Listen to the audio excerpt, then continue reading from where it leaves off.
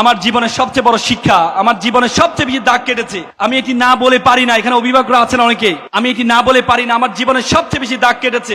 আমি তখন ঢাকা বিশ্ববিদ্যালয়ের সূর্যটন হলের ছাত্র ছিলাম। আমি যখন সূর্যটন হলে পড়ি তখন আমাদের একজন মামা ছিলেন, নাইট গার্ড ছিলেন। তিনি সারা রাত ধরে নাইট ডিউটি দেন, সকালে পিঠা বিক্রি করতেন। তো আমি বললাম যে মামা, আপনি সকালে পিঠা বিক্রি করছেন, আপনি ঘুমান কেন? সারা রাত ধরে নাইট ডিউটি দেন, সকালে পিঠা বিক্রি করেন। যে মামা, আমার জন্য দোয়া করবে, আমার ছেলেটা এসএসসিতে প্লাস পেয়েছে, এসএসসিতে প্লাস পায়, আমার ছেলেকে আমি ঢাকা মেডিকেলে ভর্তি করাবো। এখানে ঢাকা মেডিকেল দেখতে পাই, আমার খুব স্বপ্ন আমার ছেলে ঢাকা মেডিকেলে পড়বে।